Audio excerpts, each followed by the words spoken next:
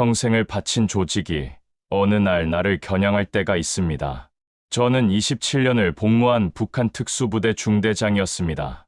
그런데 어느 날 제 이름이 숙청자 명단에 올랐습니다. 아들과 함께 뒤에는 보위부, 앞에는 영하 25도에 얼어붙은 압록강뿐이었습니다.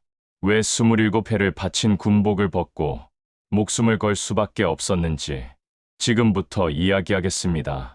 이런 이야기 계속 듣고 싶으시다면 구독과 좋아요 부탁드립니다. 저는 2010년 북한 특수부대 중대장이었습니다. 평안북도 신의주 압록강이 내려다 보이는 언덕 마을에서 태어났습니다. 어릴 적 아버지 손잡고 강변을 걷던 기억이 아직도 납니다. 해질 무렵이면 아버지가 저를 데리고 나가셨어요.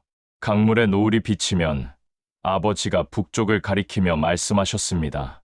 철호야, 저기가 중국이다. 저 강 하나 사이에 다른 세상이 있어. 그때는 그 말뜻을 몰랐습니다. 아버지는 6.25 참전용사셨어요. 늘 말씀하셨죠. 철호야, 군인은 나라를 지키는 사람이다. 그게 제일 값진 일이야. 그랬던 아버지도 98년 고난의 행군 때 돌아가셨습니다. 배급이 끊기고 드실 게 없어서요. 평생 나라 위해 싸우신 분이 그 나라에서 굶어 돌아가셨습니다. 그래도 저는 아버지 말씀을 굳게 믿고 21살에 입대해서 27년을 복무했습니다. 경보교도대 11호 대대, 새벽 5시 기상, 영하 20도에도 상의는 늘 벗고 훈련했습니다. 입대 첫날 선임이 저를 보더니 그러더군요. 여기서 1년 버티면 어디서든 산다. 근데 절반은 1년 못 채우고 나가. 저는 버텼습니다. 산악행군, 도하훈련, 폭파. 보통 사람은 일주일도 못 버팁니다. 하지만 저는 그게 자랑스러웠어요. 아내 순이를 만난 건 32때였습니다. 훈련 중에 다리를 다쳐서 군 병원에 실려갔는데 거기서 간호사로 일하고 있었어요. 무뚝뚝한 저한테 먼저 말 걸어준 사람이었습니다. 중대장 동무. 왜 이렇게 말이 없어요? 할 말이 없어서 그렇습니다. 그럼 제가 대신 말할게요. 정말 그랬습니다. 순이는 늘 먼저 말을 걸었고 저는 듣기만 했습니다. 그게 편했습니다. 결혼하고 영철이가 태어났습니다. 순이가 영철이 안고 웃던 얼굴이 아직도 눈에 선합니다. 그런데 순이는 2003년에 폐렴으로 갔어요. 약이 있으면 살 수 있었던 병이었지만 그때는 그 약이 없었습니다. 군 병원 간호사였던 아내가 제 품에서 숨을 거뒀습니다. 마지막에 순이가 그랬습니다. 영철이 잘 부탁해요. 그 뒤로 영철이가 제 전부였습니다. 2010년 봄 아들 영철이가 우리 부대에 배치됐습니다. 19살. 아내 순이가 떠나고 혼자 키운 아이입니다. 그 뒤로 저에겐 영철이가 전부였습니다. 아버지, 저도 아버지처럼 되고 싶습니다. 입대 첫날 영철이가 그러더군요. 반가우면서도 마음이 무거웠습니다. 그때까지 저는 의심하지 않았습니다. 우리가 지키는 이 나라가 목숨 바칠 만한 나라라고 굳게 믿었으니까요. 그런데 말이죠. 그해 여름부터 뭔가 이상했습니다. 병사들 얼굴은 누렇게 떠가는데 간부 식당에서는 고깃국 냄새가 났습니다.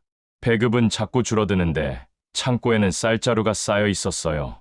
작은 의문이 들었지만 그때는 그냥 넘겼습니다.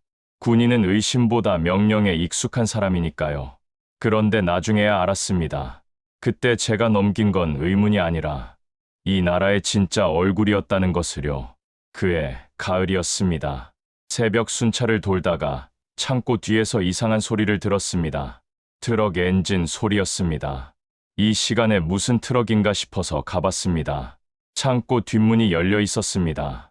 안에서 손전등 불빛이 새어나왔습니다. 조용히 다가가서 봤습니다. 보급 담당 간부 셋이 쌀자루를 트럭에 싣고 있었습니다. 병사들 배급으로 내려온 쌀이었습니다. 자루마다 군용 도장이 찍혀 있었거든요. 한 자루, 두 자루, 세어보니 20자루가 넘었습니다. 저는 그 자리에 서 있었습니다. 발이 떨어지지 않았습니다. 그 중 하나가 저를 발견했습니다. 놀라는 기색이 없었습니다.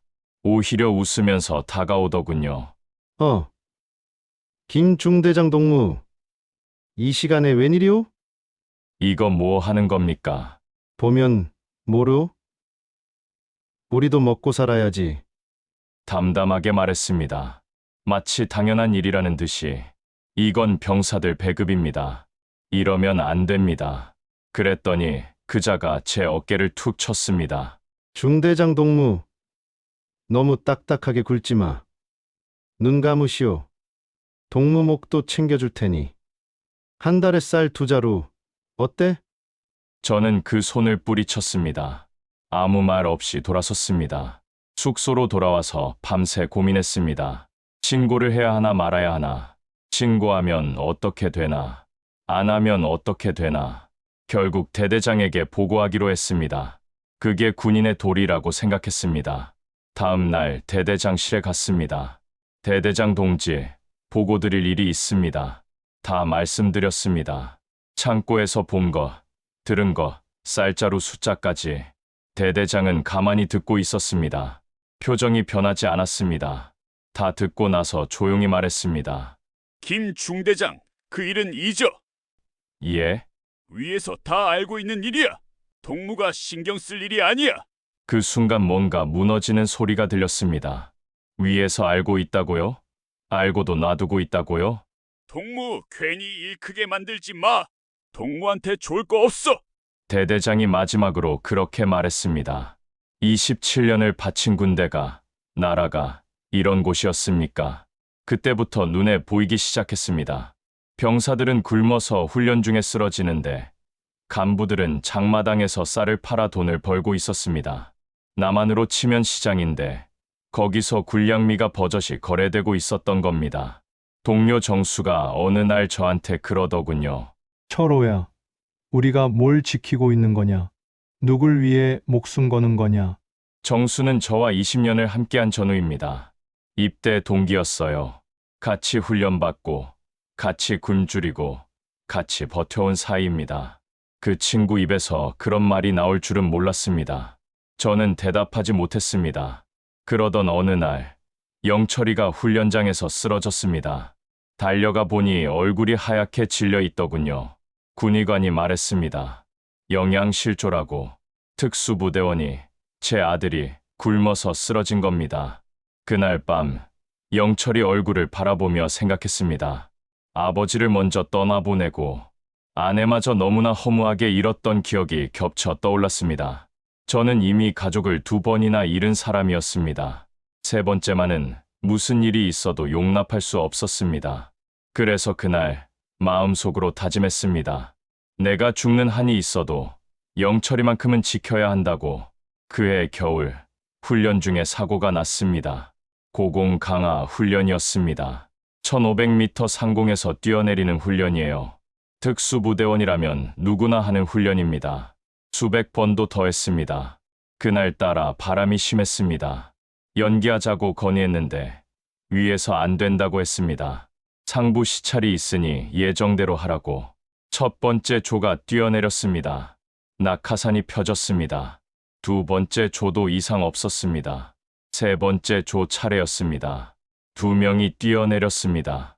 그런데 낙하산이 2개나 펴지지 않았습니다. 예비 낙하산도 안 펴졌습니다. 하늘에서 사람이 떨어지는 걸 봤습니다. 아무것도 할 수 없었습니다. 그냥 봐야 했습니다. 쿵 하는 소리가 들렸습니다. 평생 잊을 수 없는 소리입니다. 달려갔습니다. 이미 늦었습니다. 한 명은 저와 15년을 함께한 친구였습니다. 결혼도 같은 해에 했어요. 아이도 저랑 영철이 또래였습니다. 그 친구 얼굴을 차마 볼 수가 없었습니다. 장비가 낡아서 그런 겁니다. 교체해달라고 몇 번이나 보고했습니다. 낙하산 천이 사갔다고, 줄이 닳았다고, 그때마다 예산이 없다고 했습니다. 내년에 해주겠다고. 그 내년이 오기 전에 사람이 죽었습니다. 그런데 장례식에서 상부가 뭐라고 했는지 아십니까? 영웅적 희생이라고 했습니다. 조국을 위해 목숨 바친 영웅이라고. 낡은 장비 때문에 죽은 건데 영웅이라니. 저는 도저히 참을 수가 없었습니다. 억울하게 간 친구를 생각하면 정말 억장이 무너지는 기분이었어요. 저는 대대장을 찾아가 이렇게 말했습니다. 장비 문제였습니다. 이건 사고가 아니라 인재입니다. 책임자 처벌해야 합니다. 대대장 얼굴이 굳어지더니 조용히 말했습니다. 김 중대장, 말 조심해. 보위부에서 동무 이름 올라왔어. 보위부. 그 이름만 들어도 등골이 서늘해집니다. 비밀 경찰이에요. 한 번 찍히면 끝입니다. 그날부터 감시가 시작됐습니다. 어디를 가든 누군가 따라붙었습니다. 밤에 숙소 문 앞에 낯선 그림자가 서 있는 날도 있었습니다. 전화할 때 이상한 잡음이 들렸습니다. 도청이었습니다. 동료 동혁이가 저를 찾아왔습니다.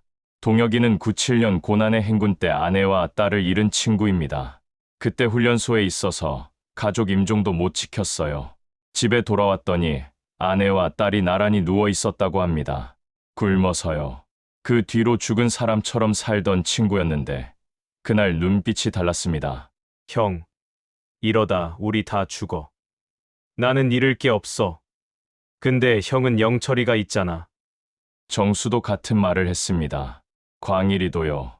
우리 넷은 20년 넘게 함께한 전우들입니다. 생사를 같이 한 사이예요. 그 친구들 눈에서 똑같은 걸 봤습니다. 두려움, 그리고 결심. 며칠 뒤 보위부에서 저를 불렀습니다. 지하실이었습니다. 창문도 없고 전등 하나만 달려 있었습니다. 의자 하나, 책상 하나. 저는 의자에 앉았고 신문관 3명이 번갈아가며 질문했습니다.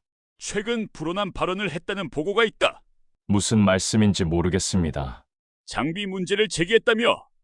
상부 결정에 불만이 있나? 사실을 말씀드린 것뿐입니다. 사실. 동무가 판단할 일이 아니야. 당이 판단하는 거야. 3시간 동안 질문은 바뀌지 않았습니다. 사람만 바뀌었을 뿐이었습니다. 돌아오는 길에 생각했습니다. 이제 시간이 없다고. 보위부 신문이 끝나고 며칠 뒤 정수가 귀띔해줬습니다. 철호야, 우리 이름이 숙청자 명단에 올랐대. 정수는 정찰 전문이라 정보가 빨랐습니다. 상부에 아는 사람이 있었어요. 그 사람이 몰래 알려준 겁니다. 확실해? 내가 이런 걸로 농담하겠냐?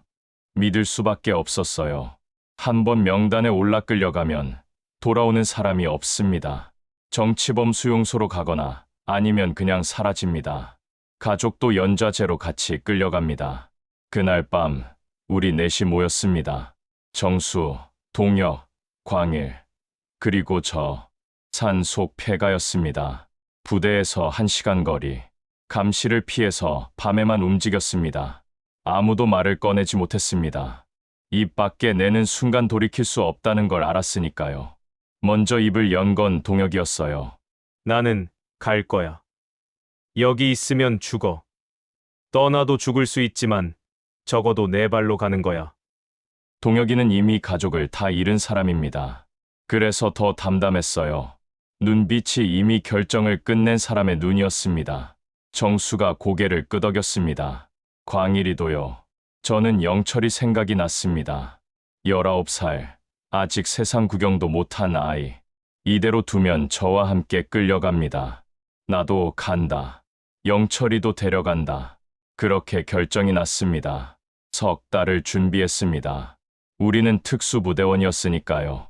아무것도 없이 뛰어들 수는 없었습니다. 정수가 국경 경비 근무표를 구해왔습니다.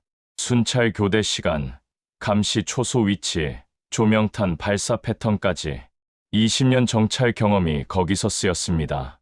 광일이는 탈출 루트를 짰습니다. 폭파 전문가라 지형 읽는 눈이 있었어요. 산길로 가면 12km, 감시 초소 3개를 피해야 한다고 했습니다. 동혁이는 통신 담당계 중국 쪽 연락책을 알아봤습니다. 브로커라고 돈 받고 탈북자를 도와주는 사람들이 있다고 했습니다. 저는 압록강을 관찰했습니다. 얼음이 언제 얼고 얼마나 두꺼워지는지 최소 30cm는 돼야 사람이 건널 수 있습니다. 1월 중순이 적기였습니다. 가장 어려웠던 건 영철이한테 말하는 거였습니다. 어느 날 밤 영철이를 불렀습니다. 숙소 뒤 창고에서 단둘이 얘기했습니다. 아버지, 무슨 일이에요? 영철이 눈이 불안해 보였습니다. 제 얼굴에서 뭔가 느꼈나 봅니다. 영철아, 아버지가 물어볼 게 있다. 네, 만약에 말이다. 여기를 떠나야 한다면 갈 수 있겠냐? 여기요? 부대요? 부대가 아니라 이 나라. 영철이가 한참 저를 봤습니다. 말이 없었습니다. 저는 다 말해줬습니다. 숙청 명단 이야기, 연좌제 이야기, 지금 떠나지 않으면 끝이라는 이야기. 아버지, 정말입니까? 영철이가 물었을 때 저는 솔직하게 말했습니다. 성공할 수 있을지는 모른다. 죽을 수도 있다. 그래도 여기 있으면 어차피 끝이야. 영철이는 한참을 말이 없더니 고개를 끄덕였습니다. 아버지가 가시면 저도 갑니다. 그 말에 눈물이 날 뻔했습니다. 이 아이를 데리고 가야 한다. 반드시 살려야 한다. 그렇게 다짐했습니다. 어머니 문제는 선택의 문제가 아니었습니다. 보위부 감시는 이미 집 근처까지 와 있었고, 어머니를 움직이는 순간 오히려 화를 부를 수 있다는 걸 알고 있었습니다. 마지막으로 찾아뵈었을 때 어머니가 제 얼굴을 한참 바라보시더니 그러셨습니다. 철호야, 얼굴이 왜 그러냐? 무슨 일 있는 거 아니냐? 저는 고개만 숙였습니다. 그러자 어머니는 더 묻지 않으셨습니다. 그게 어머니가 제게 해주신 대답이었습니다. 2011년 1월의 어느 날, 영하 25도, 새벽 4시, 우리는 움직였습니다. 그날 5명이었습니다. 정수, 동혁, 광일, 영철, 그리고 저. 20년이 넘게 함께 훈련한 동료들이고, 영철이는 제 전부였습니다. 출발 전에 5이 모여서 손을 맞잡았습니다. 아무 말도 안 했습니다. 말이 필요 없었습니다. 눈빛만으로 충분했습니다. 살아서 다시 만나자. 그 한마디가 눈에 담겨 있었습니다. 압록강까지 12km, 산길로 우회해야 했습니다. 감시 초소를 피하려면 그 길밖에 없었어요. 광일이가 앞장서고 정수가 뒤를 맡았습니다. 저는 영철이 옆에 붙었습니다. 눈이 무릎까지 빠졌습니다. 한 발 내디딜 때마다 체력이 빠져나갔습니다. 숨소리도 내면 안 됐습니다. 입김이 하얗게 피어올랐습니다. 그것마저 들킬까봐 손으로 입을 가렸습니다. 첫 번째 감시 초소를 지날 때였습니다. 초소에서 불빛이 새어나왔습니다. 경비병이 담배 피우러 나온 겁니다. 우리는 눈 속에 엎드렸습니다. 심장 소리가 귀에 울렸습니다. 10분을 그렇게 기다렸습니다. 경비병이 들어간 뒤에야 다시 움직였습니다. 2시간을 걸어서 강변에 도착했습니다. 2시간을 걸어서 마침내 강변에 도착했습니다. 압록강이 얼어 있었습니다. 우리가 석 달을 기다린 이유였습니다. 달빛에 얼음이 희미하게 빛났습니다. 저 강만 건너면 중국입니다. 저 강만 건너면 살 수 있습니다. 그런데 막상 강 앞에 서니까 다리가 떨렸습니다. 얼음이 깨지면, 중간에 순찰대가 오면, 총에 맞으면 온갖 생각이 머리를 스쳤습니다. 정수가 먼저 얼음 위로 내려갔습니다. 발로 얼음을 두드려 봤습니다. 단단했습니다. 이상 없다는 신호가 왔습니다. 한 명씩 따라 내려갔습니다. 포복으로 기어갔습니다. 서서 걸으면 순찰대 눈에 띕니다. 특수부대에서 수백 번 했던 훈련이었습니다. 그런데 그날은 달랐어요. 훈련이 아니라 진짜였으니까요.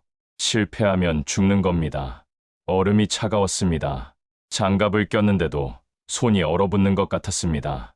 배가 얼음에 닿을 때마다 한기가 뼛속까지 파고들었습니다. 이를 악물고 기어갔습니다. 중간쯤 왔을 때 조명탄이 올라갔습니다. 엎드려. 정수가 속삭였습니다. 우리는 얼음 위에 납작 엎드렸습니다. 얼굴을 얼음에 붙였습니다. 숨도 쉬지 않았습니다. 조명탄 불빛이 머리 위를 스쳐 지나갔습니다. 환하게 밝아졌습니다. 눈을 감았습니다. 움직이면 죽는다. 그 생각뿐이었습니다. 심장이 터질 것 같았습니다. 영철이 손을 잡았는데 떨고 있더군요. 저도 떨고 있었습니다. 30분을 엎드려 있었습니다. 영하 25도 얼음 위에서요. 숨을 쉬는 것도 소리처럼 느껴질 정도였습니다. 손발 감각이 없어졌습니다. 손가락이 움직이는지 안 움직이는지도 몰랐습니다. 그래도 움직이면 죽는다는 걸 알았습니다. 조명탄이 멈추고 순찰대가 지나갔습니다. 발자국 소리가 멀어졌습니다. 정수가 신호를 보냈습니다. 다시 기어갔습니다. 팔에 힘이 없었습니다. 그래도 기어갔습니다. 멈추면 끝이니까요. 얼마나 더 갔을까요? 광일이가 속삭였습니다. 형, 이제 중국이야. 강 건너 둑에 올라섰을 때 다리에 힘이 풀렸습니다. 무릎이 꺾였습니다. 눈 위에 주저앉았습니다. 뒤를 돌아봤습니다. 북쪽 하늘이 보였습니다. 태어나서 한 번도 벗어난 적 없던 땅이었습니다. 그 땅을 떠나왔습니다. 동혁이가 저를 일으켜 세웠습니다. 형, 아직 안 끝났어. 가야 해. 그 말에 정신이 들었습니다. 그때는 몰랐습니다. 진짜 고난은 이제부터라는 걸. 중국 땅을 밟았을 때 살았다고 생각했습니다. 그건 착각이었습니다. 국경을 넘은 지 이틀 만에 소문이 돌기 시작했습니다. 북한 특수부대원 5명이 탈북했다는 소문이 돌았고 보위부에서 현상금까지 걸었다고 했습니다. 우리는 순식간에 도망자가 된 겁니다. 북에서도 중국에서도 저희 5은 연변 조선 쪽 마을로 숨어들었습니다. 빈 헛간을 찾아 들어갔는데 다음 날 아침 문이 열리더군요. 70은 넘어 보이는 할머니 한 분이 서 계셨습니다. 심장이 멎는 줄 알았습니다. 할머니가 우리를 한참 보시더니 조용히 말씀하셨습니다. 북에서 왔지? 숨길 수가 없었습니다. 고개를 끄덕였습니다. 할머니가 한숨을 쉬시더니 문을 닫으셨습니다. 끝이구나. 신고하러 가시는구나. 그렇게 생각했습니다. 1시간쯤 지났을까요? 문이 다시 열렸습니다. 할머니 손에 주먹밥이 들려 있었습니다. 얼른 먹어. 그리고 낮에는 절대 나오지 마. 그때부터였습니다. 낮에는 헛간에 숨어 있고 밤에만 움직였습니다. 숨어 지낸 지 보름쯤 됐을 때였습니다. 한밤중에 할머니가 급하게 문을 두드리셨습니다. 공안이 온다. 뒷산으로 숨어. 우리는 신발도 제대로 못 신고 뛰었습니다. 뒷산 수풀 속에 엎드려서 마을을 내려다봤습니다. 손전등 불빛이 보였습니다. 공안들이 집집마다 돌아다니고 있었습니다. 할머니 헛간에도 들어갔습니다. 심장이 멎는 것 같았습니다. 5분이 얼마나 긴지 그날 처음 알았습니다. 공안들이 마을을 빠져나간 건 새벽녘이었습니다. 할머니가 뒷산까지 올라오셨습니다. 괜찮아. 갔어. 그 한마디에 다리 힘이 풀렸습니다. 한 달쯤 지났을 때 광일이가 쓰러졌습니다. 고열이었습니다. 병원에 가면 신고당합니다. 잡히면 북송이고 그 다음은 돌아올 수 없는 길이었습니다. 결국 할머니가 나서셨습니다. 약초를 다려 먹이고 찬 물수건으로 열을 내렸습니다. 사흘 밤을 그렇게 간호하셨습니다. 나흘째 아침 광일이가 눈을 떴습니다. 우리는 가만히 있을 수 없었습니다. 남자 5이 숨어서 얹혀 사는데 하는 일 없이 먹기만 할 수는 없었습니다. 밤마다 할 수 있는 일은 다 했습니다. 장작을 패고 새벽에 우물에서 물을 길었습니다. 곡식 자루를 옮기고 마당에 쌓인 눈을 치웠습니다. 삐걱거리는 헛간 문짝도 고치고 새는 지붕도 손봤습니다. 할머니 혼자서는 엄두도 못 낼 일들이었습니다. 그래도 할머니가 3달 동안 먹여주시고 재워주신 것에 비하면 저희가 한 일은 아무것도 아니었습니다. 그런데 브로커 비용까지 보태주시겠다고 하셨을 때 저는 차마 고개를 들 수가 없었습니다. 나중에 잘 살면 돼. 그게 갚는 거야. 그 말이 아직도 제 귀에 남아 있습니다. 2011년 봄, 우리는 마을을 떠났습니다. 할머니가 새벽에 배웅해 주셨습니다. 아무 말씀 없이 저희 손을 한 명씩 잡으셨습니다. 손이 거칠고 따뜻했습니다. 평생 일만 하신 손이었습니다. 할머니, 꼭 다시 찾아뵙겠습니다. 제가 그랬더니 할머니가 고개를 저으셨습니다. 아니야. 오지 마. 어디 가서든 잘 살면 돼. 그 말씀에 가슴이 먹먹했습니다. 3달 동안 목숨 걸고 우리를 숨겨주신 분입니다. 잡히면 할머니도 처벌받습니다. 그걸 알면서도 도와주셨습니다. 그게 마지막이었습니다. 그 뒤로 할머니 소식을 들을 길이 없습니다. 브로커를 따라 중국 남쪽으로 내려갔습니다. 라오스를 거쳐 태국으로 가는 길이었습니다. 2달이 걸렸습니다. 처음에는 트럭 짐칸에 숨어서 이동했습니다. 짐 사이에 끼어서 꼼짝도 못하고 12시간을 갔습니다. 숨이 막혔습니다. 광일이가 폐쇄공포증이 있어서 힘들어했습니다. 동혁이가 계속 말을 걸어서 정신 붙잡아줬습니다. 국경을 넘을 때마다 돈이 들었습니다. 브로커가 중간중간 추가 비용을 요구했습니다. 가진 돈이 줄어들었습니다. 하루에 한 끼만 먹는 날도 있었습니다. 라오스에 들어갔을 때 브로커가 사라졌습니다. 아침에 일어나니까 없었습니다. 돈만 받고 튄 겁니다. 정글 한가운데였습니다. 길도 모르고 말도 통하지 않았습니다. 정수가 욕을 했습니다. 평생 처음 듣는 욕이었습니다. 이제 어떻게? 광일이가 물었습니다. 아무도 대답 못했습니다. 저는 하늘을 봤습니다. 해가 어디서 뜨는지 확인했습니다. 특수부대 훈련이 떠올랐습니다. 정글 생존 훈련. 그때 배운 게 있었습니다. 남쪽으로 가면 된다. 태국이 남쪽이니까 그렇게 걷기 시작했습니다. 사흘을 방향도 모른 채 헤맸습니다. 물도 떨어지고 먹을 것도 없었습니다. 나무잎을 씹었습니다. 빗물을 받아 마셨습니다. 영철이가 지쳐서 주저앉았습니다. 아버지, 저 더는 못 가겠어요. 영철이 얼굴이 새하였습니다. 입술이 갈라져 있었습니다. 19살 아이가 견디기엔 너무 혹독한 여정이었습니다. 저는 영철이를 업었습니다. 45살에 19살 아들을 업고 정글을 걸었습니다. 다리가 후들거렸지만 멈출 수 없었습니다. 여기서 쓰러지면 다 끝이니까요. 정수가 앞에서 길을 찾고 동혁이와 광일이가 옆을 지켰습니다. 20년 넘게 함께 훈련한 대로였습니다. 특수부대 시절이 그렇게 쓸모가 있을 줄은 몰랐습니다. 나흘째 되던 날, 멀리서 연기가 보였습니다. 마을이었습니다. 라오스 산골 마을. 주민들이 우리를 보고 놀랐습니다. 정글에서 사람이 나왔으니까요.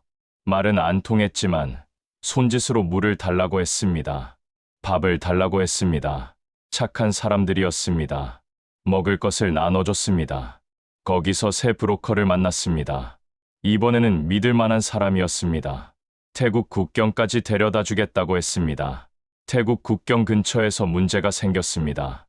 브로커가 돈을 더 내라고 했습니다. 처음 약속한 금액의 2배였습니다. 안 내면 여기 두고 간다고 했습니다. 우리는 가진 게 없었습니다. 할머니가 주신 돈은 이미 다 썼습니다. 정수가 브로커 멱살을 잡았습니다. 이 새끼가 진짜!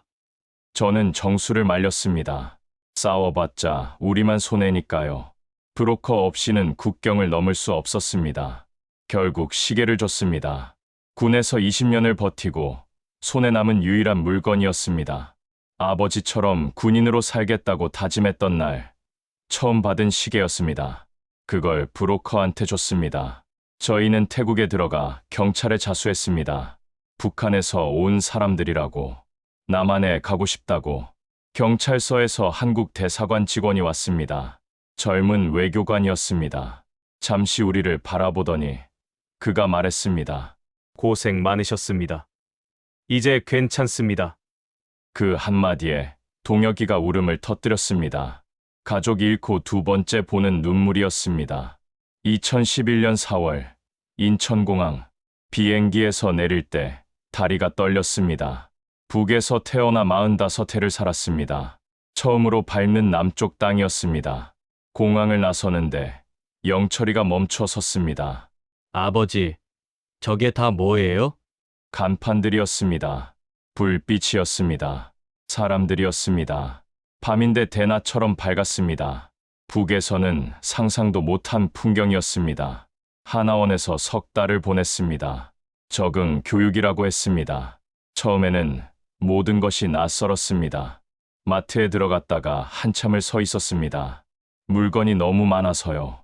북에서는 배급표 들고 줄 서서 기다려도 빈손으로 돌아올 때가 많았는데 여기는 돈만 있으면 뭐든 살 수 있었습니다. 제일 이상했던 건 감시가 없다는 거였습니다. 아무도 저를 따라다니지 않았습니다. 뭘 말해도 잡혀가지 않았습니다. 처음에는 그게 오히려 불안했습니다. 함정인가 싶었습니다. 정수가 그러더군요. 철호야, 이게 자유라는 거야. 우리가 목숨 걸고 찾아온 게 이거야. 그 말에 비로소 실감이 났습니다. 지금 저는 탈북민 정착을 돕는 일을 하고 있습니다. 정수, 동혁, 광일이도 각자 자리를 잡았습니다. 영철이는 대학에 다니고 있습니다. 군대 대신 공부를 시키고 싶었습니다. 이 아이는 총 대신 책을 들어야 한다고 생각했습니다. 가끔 북쪽 하늘을 바라봅니다. 어머니 생각이 납니다.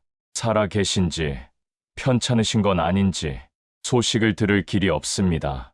연변의 그 할머니도 생각납니다. 어디 가서든 잘 살면 돼. 그 말씀 지키며 살아가고자 합니다. 여러분, 저는 27년을 군인으로 살았습니다. 조국을 위해 목숨 바칠 각오로 살아왔습니다. 그런데 그 조국이 저를 버렸다는 걸 알게 됐습니다. 가족을 버렸고 동료를 버렸습니다. 자유라는 게 뭔지 저는 45에 비로소 처음 알았습니다. 통일이 되면 제일 먼저 어머니 산소에 가고 싶습니다. 그리고 그 할머니를 꼭 찾아뵙고 싶습니다. 그날이 오기를 저는 오늘도 간절히 기도합니다. 지금까지 제 이야기 들어주셔서 감사합니다.